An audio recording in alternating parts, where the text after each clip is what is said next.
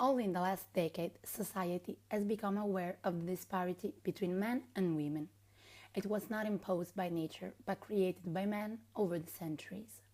We can surely say that a woman, as such, can never enjoy the same opportunity as a man. To this date, there have been many progress that make us think about the past condition of the women. History teaches us that the female figure has always been subjected to discrimination at political and legal level, but mostly at professional level.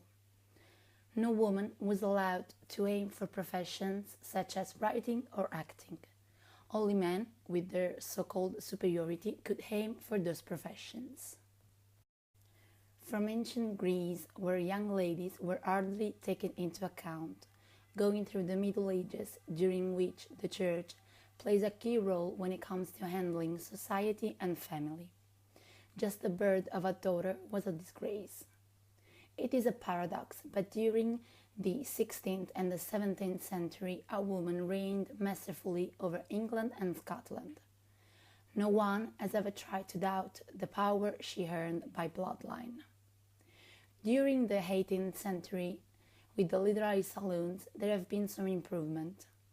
Women have finally some chances to have access to present and past culture and to be considered in society. The 20th century is well known to be the period of the great dictatorships. As a matter of fact, we can see the female emancipation taking some steps back. Women are again considered just as wives and mothers. As for today, we are aware of the fact that many objectives have been reached. In most countries, a woman has the same rights that a man already had some centuries ago. Despite modern reality is based on different principles, among which there is the equality of the sexes, there are still some people who see a woman as something to own. Very few were the female writers before the 18th century, because very few were the chances that a girl received the same education a boy did. And of course, there must have been women who tried to express themselves writing, but secretly or laughed at just the idea. Also, theatre has always included important female characters in both tragedies and comedies. In spite of this, to talk about actresses, we have to wait until the first half of the 16th century. Men were those who played even those roles.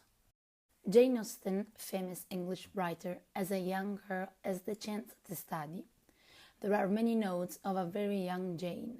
Even though she did not have a lot of success during her short life, today Jane Austen is considered to be one of the most influential writers of all times. She is one of the first writers to give space to women's will. Her most famous heroines end up marrying their loved ones, not because of economic or social reasons, but simply because they decided to. One of her most discussed novels was Emma. Miss Austen knew that the public wouldn't have liked it, as the main character is well different from the heroines we are used to. It is the story of a young woman from the English middle class. She lives with her father and she's perfectly aware of the fact that she doesn't need to marry, as she can very well take care of herself. She decides to focus on other people's happiness and to organize arranged marriages. She lives a prejudice and would like to impose her will to anyone who is around her. She doesn't think about marriage and family. She's going to be a rich spinster, so she's going to be happy. Emma will go through a series of ups and downs that will lead her to fall in love. In the 90s, several movies inspired by Jane Austen novels were produced. Some even said that it was some kind of trend. We are going to analyze two movies inspired by Emma: Clueless, which can be considered a pop version of the story, and Emma, which instead is a faithful adaptation of the story. The first adaptation underlines how different kinds of personality and events are evergreen. How it was possible to find a snobby and spoiled girl in the 18th century, we can find her even in the 21st.